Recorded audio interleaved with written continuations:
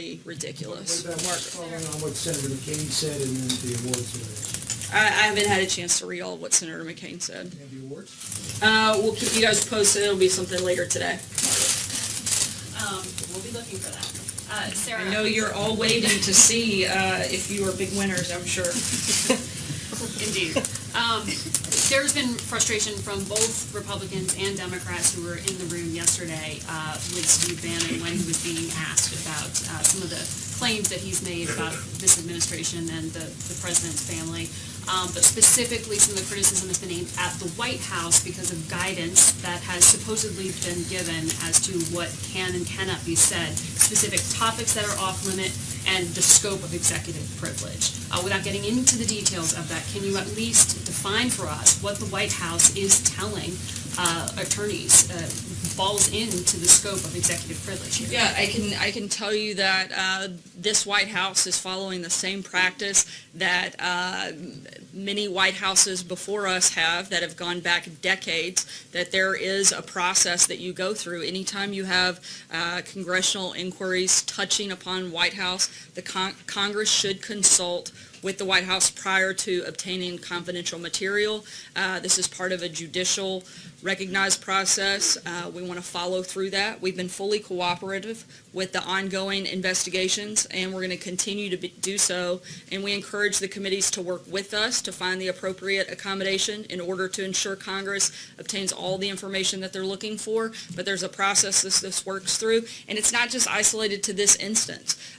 Executive privilege is something that goes back decades because it's something that needs to be protected, whether it's during this administration or 20 years from now. We want to make sure we follow the process and the precedent, and that's all that's taking place here. The allegations that the scope of that executive privilege, not just the time in the administration, but time after and time during the transition, is broader than it has been in past administrations. I can't Is that speak to the accurate? details of that. I can simply talk about the process and that we're following the same process and past practice of previous And administrations. are there alternative categories that the White House? Again, I is can't get into the details. I can only discuss the process. Ashley? Thank you. Following on that question, there's a news report out today that Steve Bannon's attorney was relaying the questions he was asked by the Senate Intel Committee in real time to the White House. And so my questions are, who was he relaying the questions to? Is that something the White House specifically asked his attorney to do? And if so, why did the White House think that was a necessary step in handling Bannon's testimony?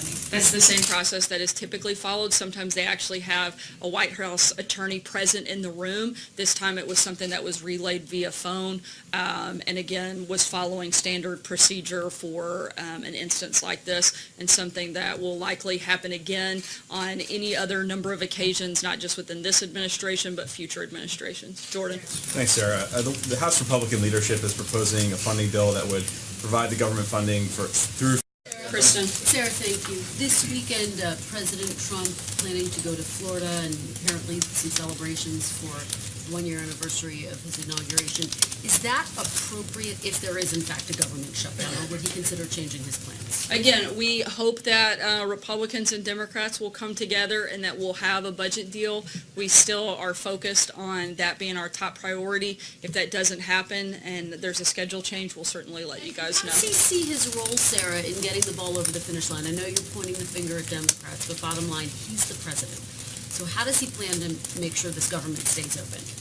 Look, we're doing everything we can to encourage members from both sides to make sure that we get a deal. The president has made very clear that his number one priority is our national security and fully funding our military, and that would be obviously something of utmost importance. And I would think that Democrats should share that same passion and priority as the president, and hopefully we don't have to, go through this process come Friday. I'll take one last question. Lou, go ahead. Thank you, Sarah. North Korea and South Korea have agreed to march together during the Winter Olympics in the opening ceremony under a unified Korea flag. Does the President, does the White House support both North Korea and South Korea marching together and coming more closely together during the Olympics? Look, we see this as an opportunity for the regime to see the value of ending its international isolation by denuclearization. We still are very much focused and hope that that happens. This isn't the first time that the two countries have marched together, and we hope that this experience gives North Korea and its athletes a small taste of freedom, and that rubs off and is something that spreads and impacts in these negotiations and in these conversations. Thanks, guys.